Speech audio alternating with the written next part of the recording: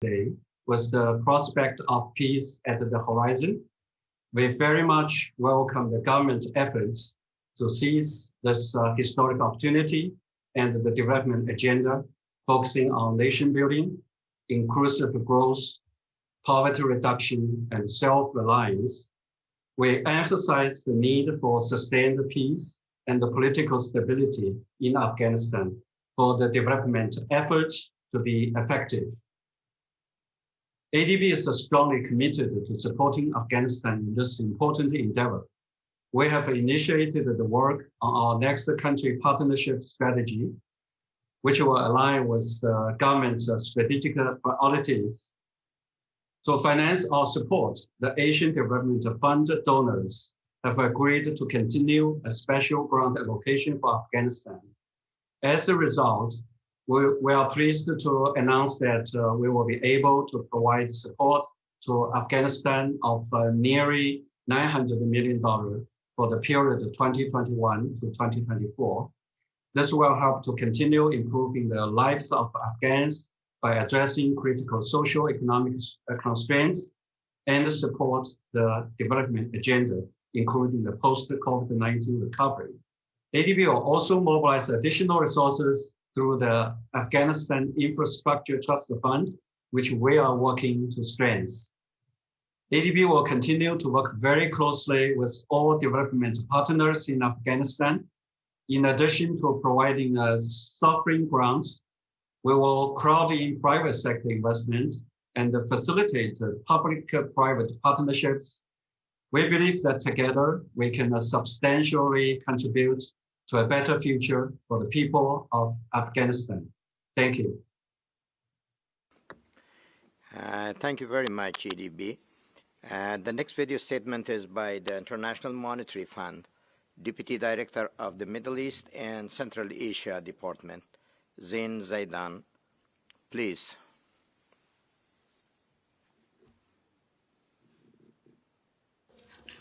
Your Excellencies, ladies and gentlemen, let me start by thanking the co-host, the Government of the Islamic Republic of Afghanistan, the Government of Finland, and the United Nations, and expressing IMF's strong support for renewed international assistance to Afghanistan. The conference is taking place at a time when Afghanistan, like the rest of the world, is grappling with the COVID-19 pandemic, which has amplified pre-existing challenges, hit hard the livelihoods and the economy, and set back progress toward self-reliance. While an incipient recovery is underway, the pandemic is not over, and its scarring effects are likely to persist for years. Mitigating those effects and laying the ground for a durable recovery with job creation and inequality and poverty reduction are the key economic challenges facing Afghanistan. These objectives are embedded in the authorities' updated development strategy. Strong implementation of this strategy and continued international support will help build a better future for all Afghans. The IMF is doing its part to help Afghanistan. Through financing, policy advice, and capacity building, we are assisting the authorities in their effort to mitigate the pandemic's fallout, maintain macroeconomic and financial stability, and promote inclusive growth. Earlier this month, our board approved a new 42-month, $370 million extended credit facility arrangement to provide a macroeconomic framework, anchor reforms, and catalyze donor financing. Let me say a few words about the program. It aims to preserve macroeconomic stability, improve public financial management, and bolster the financial sector. Anti-corruption reforms will focus on fully operationalizing the Anti-Corruption Commission, digitizing the asset declaration regime, and strengthening the framework for beneficial ownership information. Once the recovery takes hold, the authorities will mobilize domestic revenue to move towards self-reliance while protecting social spending. Reforms under the program should help create conditions for strong private sector-led growth. Success of the program like the strategy, hinges on strong reform implementation and donor support. To conclude, let me stress that Afghanistan needs our continued collective support, and we at the Fund will work with all partners to support Afghanistan's quest to build a stable, peaceful, and thriving society. Thank you. Thank you, IMF. The next video statement is by the World Bank, Hartwig Schaffer, Vice President of the South Asia region of the World Bank Group. You have the floor, sir. At the outset, let me thank the co-hosts of the Afghanistan 2020 conference, the government of the Islamic Republic of Afghanistan, the government of Finland, and the United Nations. Your Excellencies, distinguished ladies and gentlemen, as we are coming together here at a very critical moment, we need to recognize that Afghanistan is recovering from years of conflict. Afghans have suffered tremendously, and many have not experienced peace. Most recently, COVID-19 has dealt a devastating blow to the Afghan economy, and uncertainty surrounds the outcome of the Afghan peace dialogue. This is the time when the donor community and the international partnership needs to come together to send an important signal of support to the people of Afghanistan, to preserve the gains of the past and to lay the foundation for a more prosperous future. The World Bank and Afghanistan have been strong partners since 2002. We have helped bring an additional 8 million children to school, including 3.5 million girls. We have helped improve literacy, improve maternity survival rates, create jobs and provide better services, but also to expand the role of women in the Afghan society and economy. Today, 21% of the Afghan civil service are women. This success and this result would not have been possible without the strong support of the international donor community. The Afghanistan Reconstruction Trust Fund has been the prime vehicle to pool support and to deliver results. The ARTF and IDA were the two partners who acted quickly when COVID hit the country and to provide immediate relief for much needed social protection, healthcare, and all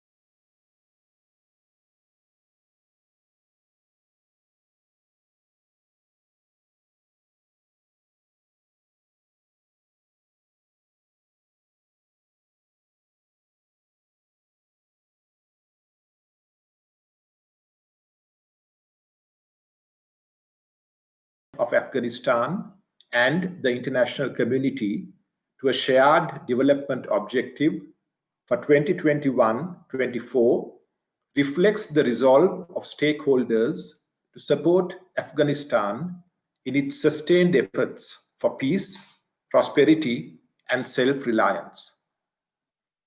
Founded in December 1985, the South Asian Association for Regional Cooperation today encompasses almost every sphere of development activity, having a bearing on the lives and livelihoods of its peoples. Over 3.5 decades of its existence, SAARC has made progress toward the attainment of its objectives. Afghanistan joined SAARC in April 2007. Afghanistan's entry into SAARC changed the region's geographical configuration, linking South Asia to Central Asia and beyond. In this regard, we recognize the importance of Afghanistan as a land bridge among the regions and the significant role it can play in promoting effective inter-regional cooperation. Afghanistan is a valued member of the SAARC family and has been a generous host to many SAARC activities. As the regional grouping of South Asia, SAARC deeply values all the efforts being made by the government of Afghanistan and its partners for promoting peace, security, and prosperity in Afghanistan. In spite of these efforts, ensuring peace and security in Afghanistan continues to remain a major challenge, requiring sustained collective efforts by the Afghan government and the international community. It is in this context that we welcome the convening of this important conference. I am confident that this conference will be an important milestone for further strengthening Afghanistan's cooperation with its partners. With the continued support of the international community, Afghanistan will embrace enduring peace and prosperity. A secure and stable Afghanistan is vital for sustained peace, security, and prosperity in the region. I wish the conference great success. Thank you. Thank you, Sorg. The next video statement is by Peter Maurer, President of International Committee of Red Cross. Excellencies, dear colleagues, on Afghanistan, we talk of peace, yet violence continues to kill, maim, and displace. We talk of development, yet even basic services are scarce. We talk of the future, and we hope that history does not repeat. The International Committee of the Red Cross has been working in Afghanistan for 33 years. It remains one of our largest humanitarian operations. We know the scars this protracted war continues to leave on millions.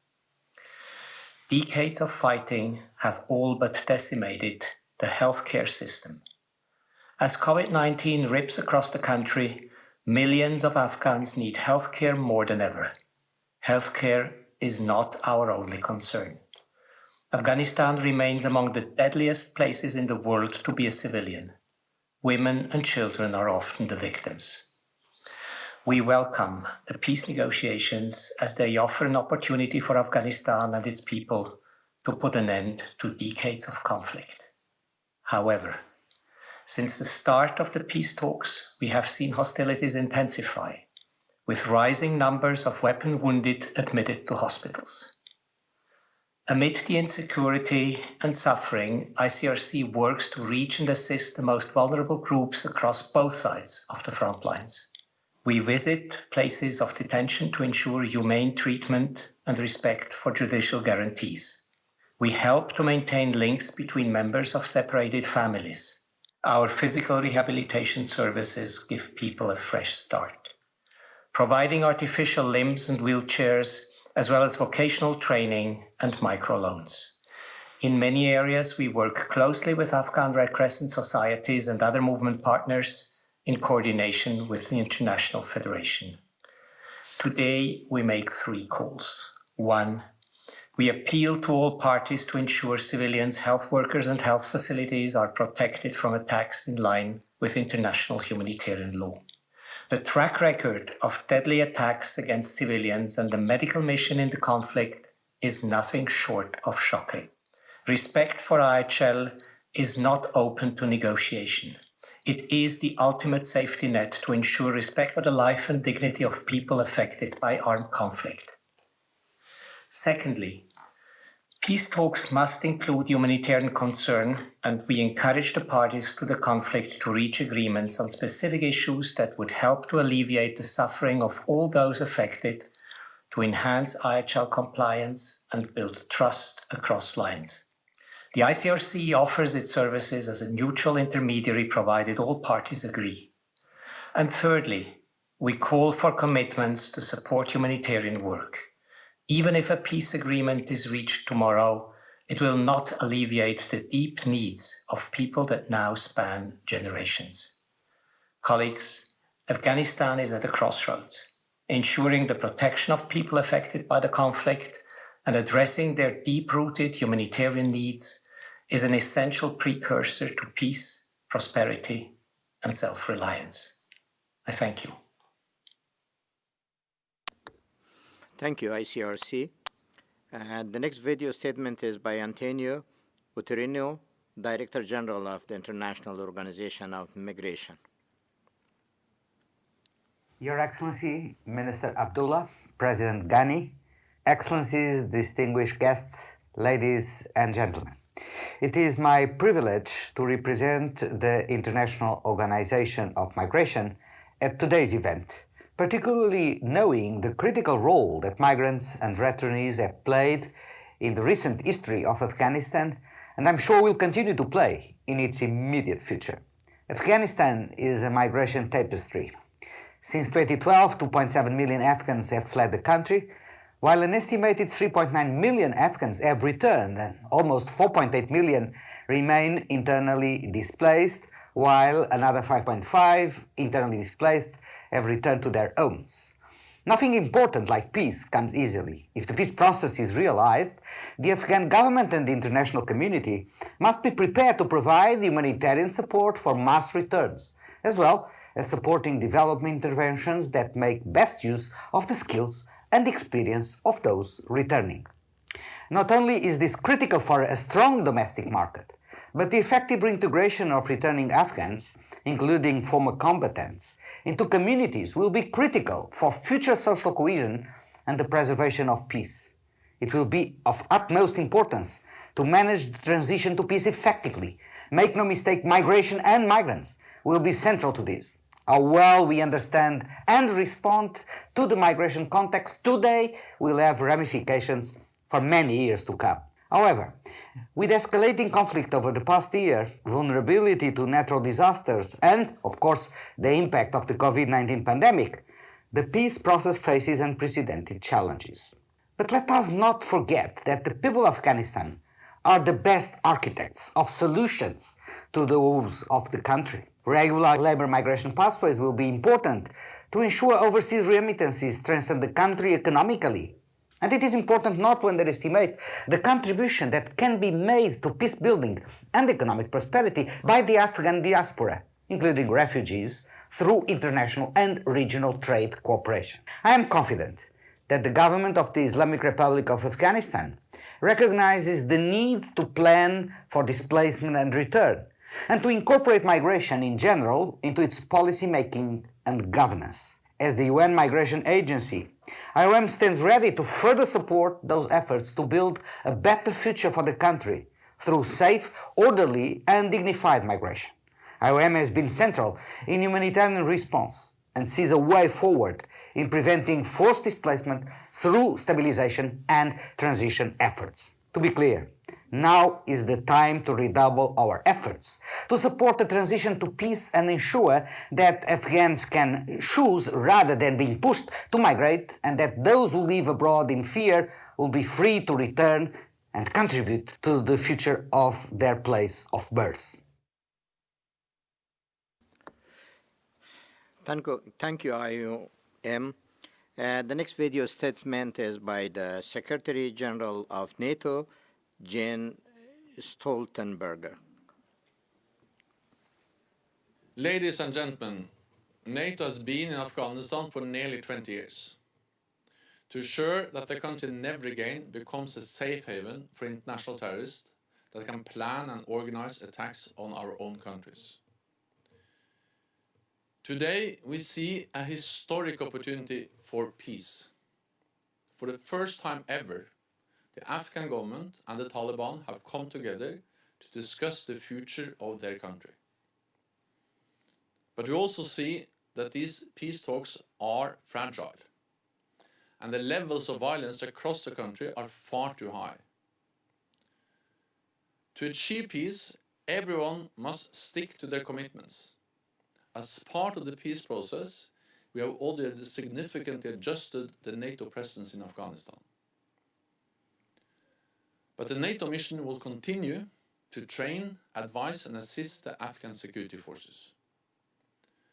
At the same time, we are committed to help fund them through 2024. And NATO allies have already made pledges for next year. Through training and funding, NATO has helped create the conditions for the country's progress. Thanks to the bravery and determination of Afghan men and women, the courage of our forces, and the generosity of many nations and organizations, Afghanistan has come a long way. And Afghans do not want to go back to the past. So we are at a crucial juncture. We should not risk losing the gains we have made. And we should not risk Afghanistan becoming once more a platform for international terrorists. That is why the outcome of today's donor conference is so important, as is the continued commitment of Afghans to reforms, reconciliation and peace, to protect the rights of all Afghans, including women and children, and to achieve a sustainable peace. Thank you.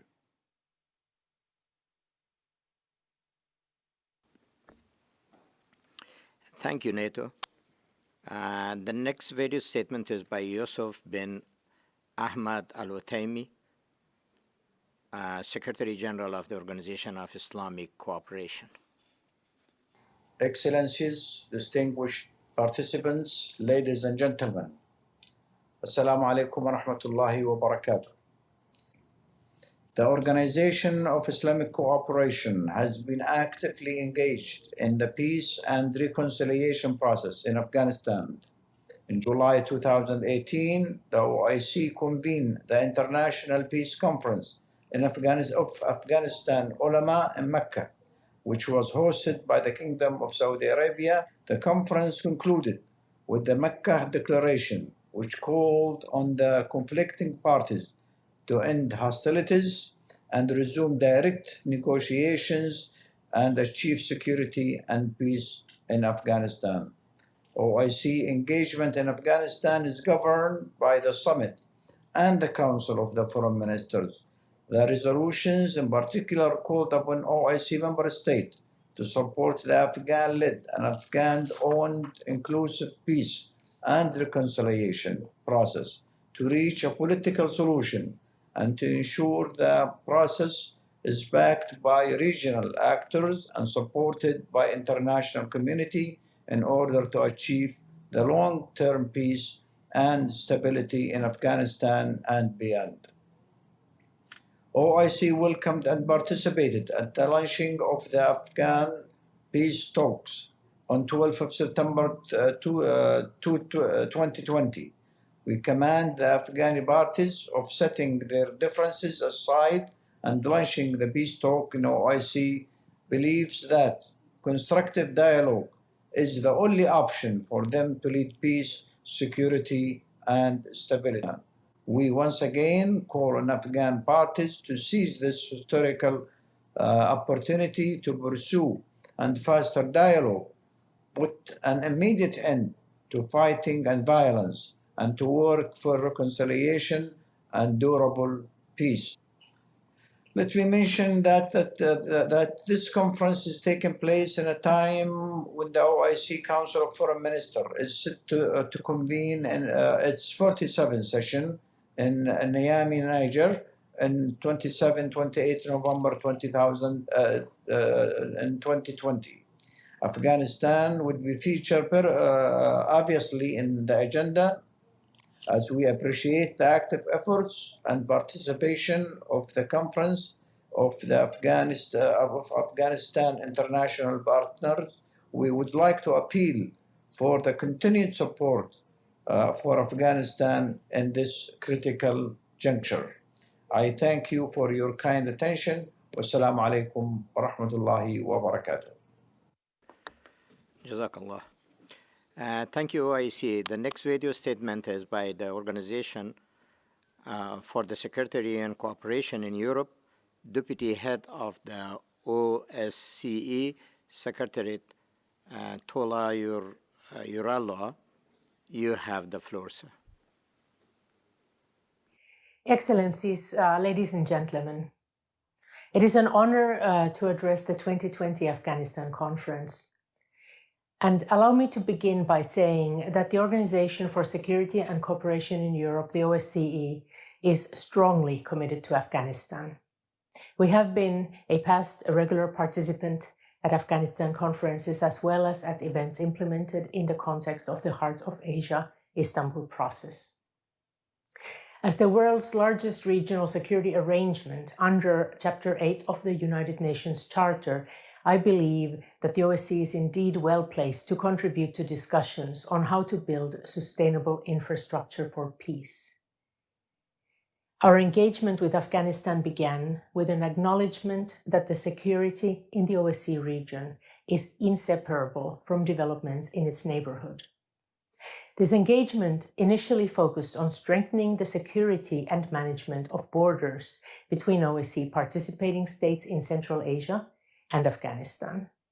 Later, this was expanded into projects related to combating terrorism and the trafficking of small arms, light weapons, illicit drugs, and human beings. OSCE projects have also since then promoted education, the empowerment of women, and we have continued assistance to electoral processes in Afghanistan. The majority of our projects are funded through extra budgetary contributions by our participating states, and they are implemented by our field operations in Central Asia in close coordination and cooperation with the OSCE Secretariat. So there is an important broader regional dimension to our programmatic engagement with Afghanistan. To mention a specific example, so far over 1,000 Afghan border security officials have been trained, mainly at the OSCE Program Office in Dushanbe, the OSCE Border Management Staff College there, and at the OSCE Center in Ashgabat. The concept of partnership is at the heart of all our initiatives. When bringing Afghan officials or civil society representatives together with their regional and OSCE counterparts, we want to improve specific skills, but also to build confidence and professional networks. And the OSCE's potential to assist Afghanistan is closely tied to the availability of expert staff in our 5 field operations in the countries of Central Asia. In fact, I should mention that the OSCE is the largest civilian international presence in the region, and as such, uniquely placed to provide targeted assistance. Let me end by assuring you that the OSCE Secretariat and the wider OSCE family stands with Afghanistan in support of the country's progress towards peace, prosperity, and self-reliance. Thank you for your attention. Thank you, OSCE. The next video statement is by Achim Steiner, the Administrator of the United Nations Development Program, UNDP. Mr. President, Excellencies, it is a privilege to be part of this important conference. Afghanistan is at a critical juncture with an unprecedented opportunity to build forward to a climate of trust and an economy of peace. The government of Afghanistan's dedicated efforts to integrate the 17 Sustainable Development Goals into the new Afghanistan National Peace and Development Framework provides a roadmap to unite all partners. A roadmap behind which humanitarian, development and peace actors, local and international, civilian and military, can work simultaneously with the government to secure the best future for Afghanistan. OECD research shows that donors spend on average just over $1 per capita each year on conflict prevention in fragile contexts like Afghanistan, 10 times less than what is spent on humanitarian assistance. Humanitarian aid is critical to save lives, but it alone cannot change the future. Our common objectives must be to invest in ending need and sustaining peace. That is why we are working tirelessly at the United Nations to bring historically distinct streams of international support together so that no one is left behind. And today, as COVID-19 continues its deadly march, multilateral support for and international solidarity with Afghanistan is needed more than ever. The pandemic is hitting Afghanistan hard. According to the COVID-19 socioeconomic impact assessments carried out this year by UNDP with the UN Resident Coordinator and the UN country team, Afghanistan is set to lose up to 6% of its gross domestic product in the year 2020. Health systems are not prepared, with the government reporting a shortage of testing kits and treatment capacity. And the people of Afghanistan count amongst half of the people in the world who are trying to survive this pandemic with no real social protection. Such circumstances can fuel grievances and create the conditions that undermine progress and sustain conflict. That is why we must work together, more closely than ever, to instead create the conditions that sustain peace. That means investing in supporting critical reform processes. It means investing in government's priorities of market building, in state building, and in peace building, because therein lies the way forward for a self-reliant Afghanistan in the hard times of this pandemic and beyond. As always, Mr. President, Excellencies, UNDP and the UN Development System stand ready and together to support. Thank you. Thank you, UNDP. I will now hand over the chairing to my fellow co-chair, Special Representative of the Secretary General for Afghanistan, UNAMA, Ms. Lyons. Ms. Lyons, please. Thank you so much, Minister. We will begin this next portion with a speaker from the UN Human Settlements Program, UN Habitat. The next speaker will be the Executive Director, Mamouna Sharif. Over to you, Mamouna.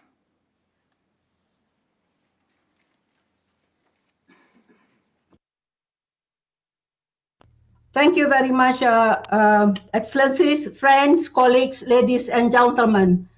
UN Habitat is pleased to support the government of Islamic Republic of Afghanistan and the international community to commit to common objective for promoting sustainable development, prosperity, and peace in Afghanistan for 2021 to 2024. As recognized in the draft Afghanistan National Priority and Development Framework 2, Afghanistan cities are growth centers in one of the fastest urbanizing countries globally.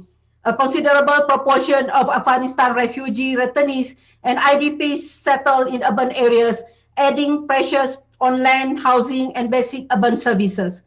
In a peace context, urbanization rates are expected to further increase. Significant and urgent investments are needed to ensure Afghanistan cities and towns can provide land, housing, and basic urban services for all. There has been impressive progress made by the Afghanistan government, which UN Habitat has been privileged to support. Examples include the City for All program, which has improved urban land tenure security with more than 830,000 properties surveyed and over 30,000 occupancy certificates issued. Number two, the implementation of the Presidential Decree 305, now PD 108, which provides IDPs and returnees in pilot sites in Kabul and Herat with the legal right to apply for land and housing allocation. The Afghanistan Urban Safety and Security Program, which enhances peace, safety, and security by transforming the life of women and youth at neighborhood levels through community participatory processes to translate policy into practice.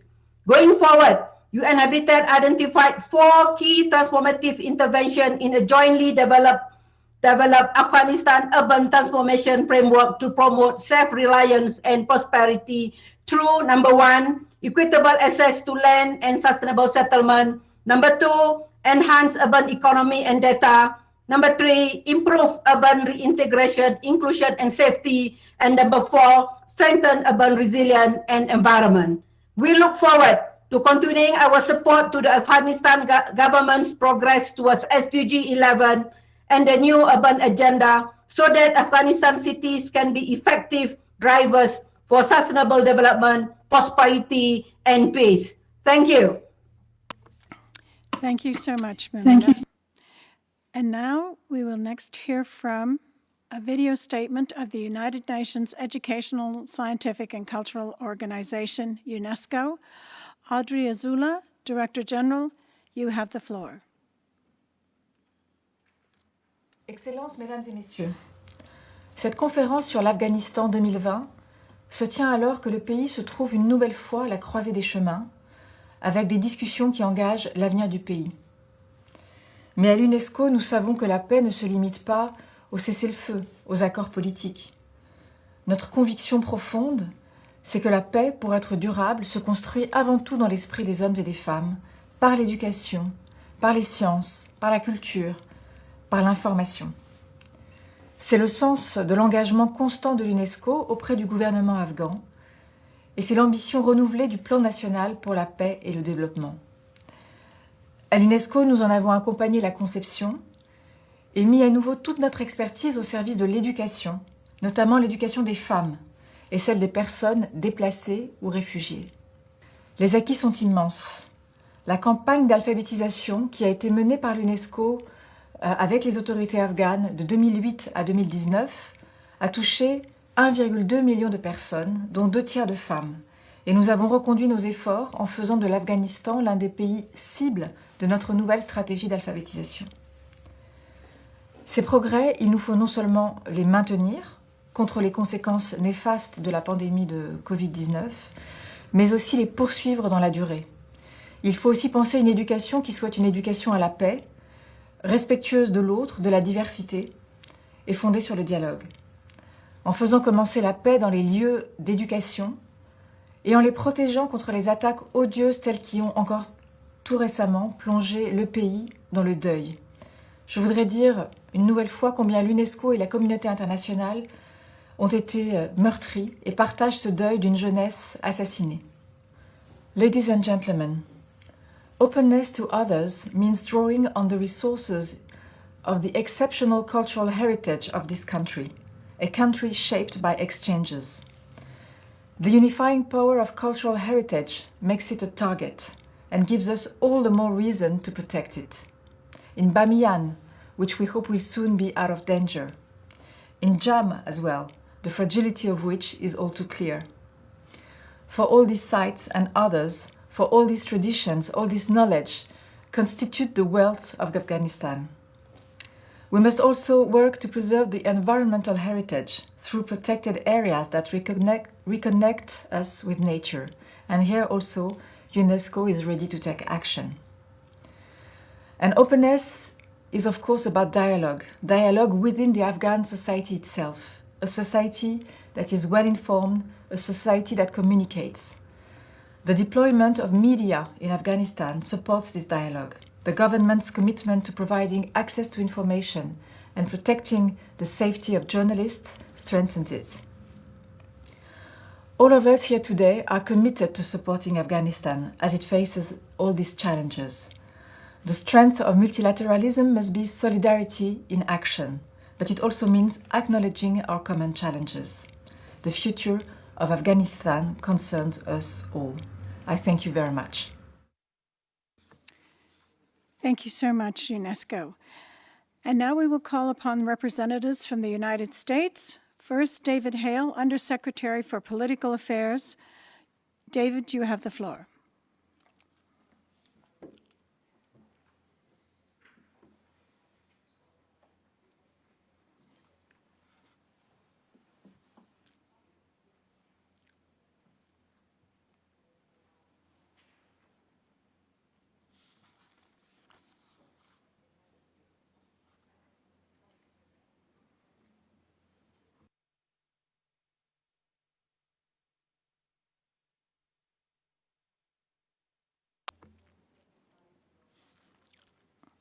Undersecretary, are we connected?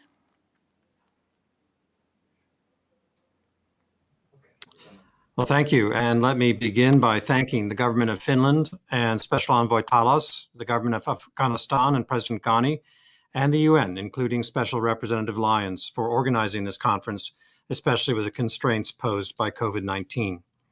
We continue to support a negotiated settlement in Doha that offers our best chance for the vision of a sovereign, unified, and democratic Afghanistan. Our common goal is an Afghanistan at peace with itself and its neighbors, respectful of the human rights of all its citizens, and capable of ensuring terrorists can never again use Afghan soil to threaten the security of America and our allies. This outcome will reduce the burden on the U.S. military and taxpayers, promote regional integration and prosperity, and contribute to a more stable and peaceful world. President Trump's November 17 decision to draw down the number of troops does not signal a change in policy. America remains committed to its enduring partnership with a sovereign, unified, stable, and representative Afghanistan. We seek to preserve and build upon the considerable gains made over the past 19 years. We also want to build on the historic opportunities for Afghanistan as progress towards peace continues. This conference is an opportunity to signal to the Afghan people and to the negotiating parties that we support peace. We also expect to see an immediate reduction in violence. With that, I'd like to turn your attention to a video message from our Secretary of State. Hello, everyone. Secretary Pompeo with you. I first want to thank everyone participating in this conference for your support of the Afghan people. Our meeting comes at a very timely moment. The start of the Afghan peace negotiations in Doha has opened a new and unprecedented opportunity set for peace and prosperity. But at the same time, Afghanistan faces difficult challenges such as the pandemic from Wuhan and unacceptably high levels of violence. The United States remains committed to our own enduring partnership with Afghanistan and to helping these negotiations be successful. So too must all our countries and organizations help to maintain and advance gains achieved since 2001. Those gains include Afghanistan's adherence to the rule of law, respect for its international obligations, and inclusive, transparent, and accountable governance. We must also emphasize the importance of respect for the rights of all Afghans, including women, youth, and minority groups. The government of Afghanistan must also do its part to implement essential elements of stability and security, just as the Afghan people expect. I'm talking about things like economic reforms, real anti-corruption efforts, including our drug interdiction, respect for human rights, including religious freedom, a welcome environment for the private sector, and steps towards self-reliance. I want to be clear that the choices made in peace negotiations will affect the size and scope of future international support and assistance. The United States looks forward to reviewing progress in the areas I mentioned in 1 year's time. Finally, the United States is looking to our international partners, especially Afghanistan's neighbors and others in the region, to help that country move to a more peaceful, secure, and sustainable future. The contributions made here will be a strong signal for our support for the Afghan people. I know we can help them achieve the good outcomes they so desperately seek. Let's just keep up our good work. Thank you. Thank you so much. And now I turn the floor back to David Hale. Undersecretary, back over to you.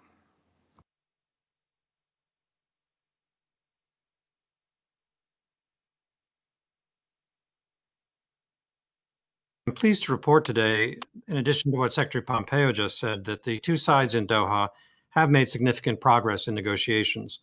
A tentative agreement on rules and procedures that should allow the negotiators to move ahead to start setting an agenda. If leaders on all sides are ready to move ahead, this will put them one step closer to realizing the vision of a sovereign, unified, and representative Afghanistan at peace with itself and its neighbors and respectful of the human rights of all its citizens. I urge Afghan leaders to seize this opportunity. We stand ready to support Afghanistan, and to that end, we've made available $600 million for civilian assistance needs in 2021. We're pleased to pledge today $300 million of that money, with the remaining $300 million available as we review progress in the peace process. We'll work with Congress to consider sustainable levels for future civilian assistance as political conditions in Afghanistan allow, and as a means to incentivize meaningful reform and positive momentum in the peace process. We've taken careful account of reports of efforts to delay, disrupt, and thwart the progress for which the negotiating teams have worked so hard. Our assistance has long been conditions-based on core principles of transparency, accountability, and good governance. But these disturbing reports make clear that support to the peace process must also be one of our conditions. We expect the negotiating teams will receive direction to move ahead, but we will closely examine this assumption in the coming days and weeks. And to underscore the Secretary's comments, while the nature of a future political settlement is for the Afghan people to decide, the choices made in peace negotiations will affect the size and scope of future international support and assistance. We all have a stake in the future of Afghanistan and in ensuring a more peaceful, secure, and sustainable future for its people. The government of Afghanistan must do its part, and the Afghan people in the world expect no less. Thank you very much. Thank you very much, Undersecretary.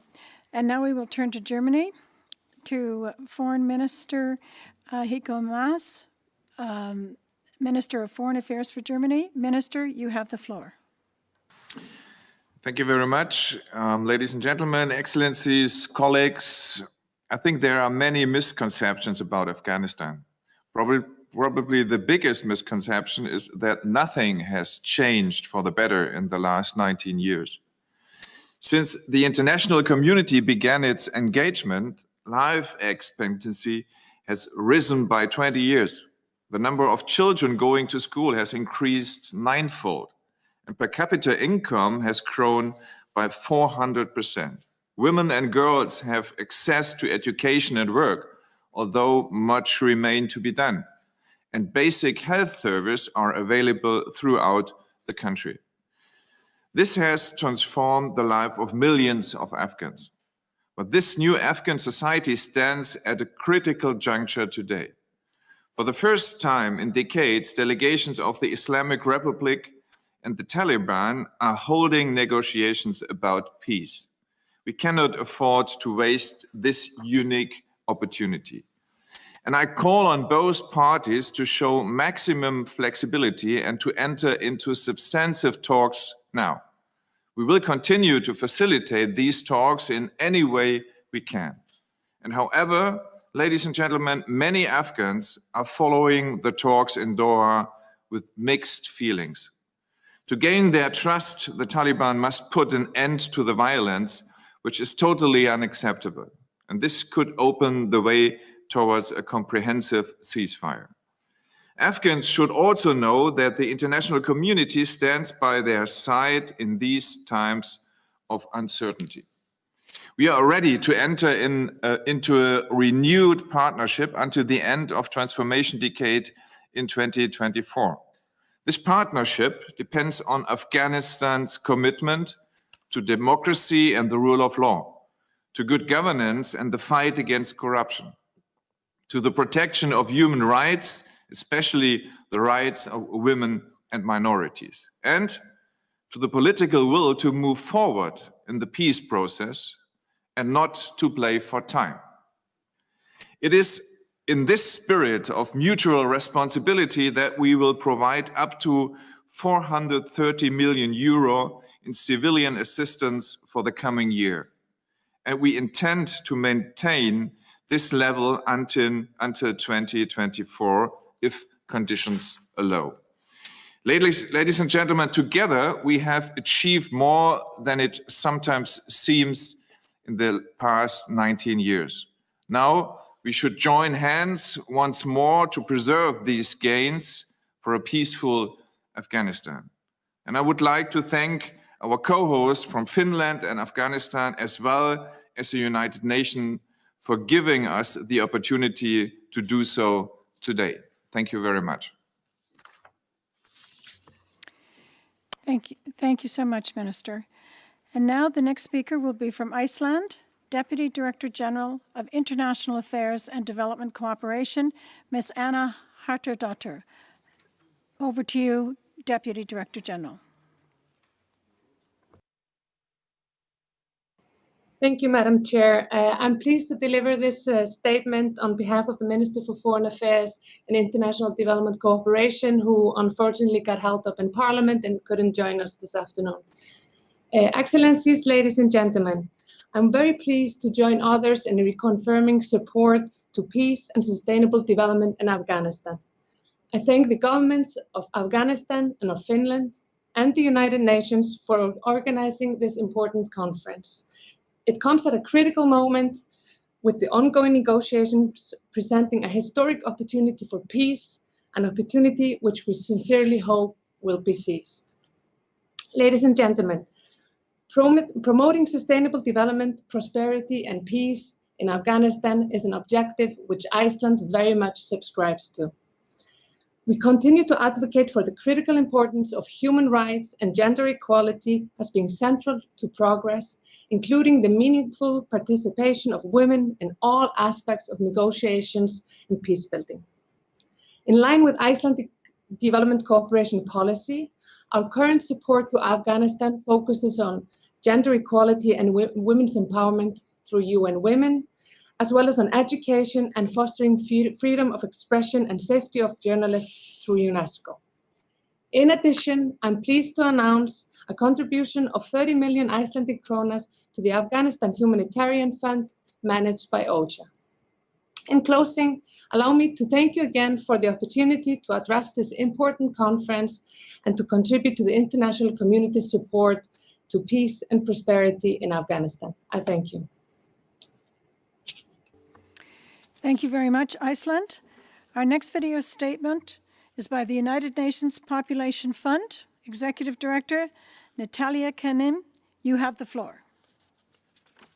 Excellencies, distinguished delegates, as Afghanistan charts a course towards sustainable peace and development for the next 4 years, my message is this: that lasting peace and prosperity and stability depend on how well we protect and uphold the rights and choices of women and girls. Significant socioeconomic progress over the past 2 decades has led to tangible improvements in people's lives. To continue along the path of progress, Afghanistan will require integrated solutions based upon disaggregated data and tailored to the local context, grounded in human rights and gender equality. Future prosperity will also depend upon good, sound investments in Afghanistan's young people. I'm pleased that Afghanistan has made significant strides to decrease maternal deaths.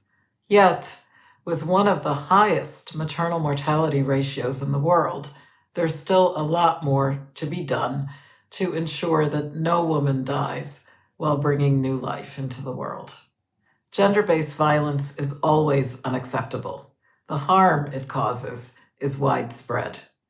We can change the situation by ending gender stereotypes and gender discrimination, and we must provide services and a lifeline to women victimized by violence and not allow COVID-related movement restrictions to trap women and girls with abusive, violent perpetrators.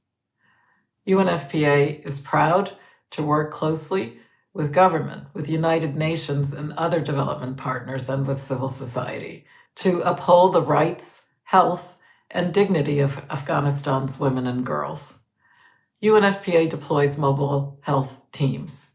We support midwives who deliver life-saving maternal health services. UNFPA staffs safe spaces for women, and we help women survivors of gender-based violence to get the services and the care they need, even now in the face of COVID-19. We know that sustainable peace and development means women are safe and they can make decisions over their own bodies and lives. There must be peace in the home, and we must engage women and young people meaningfully as change agents and as leaders.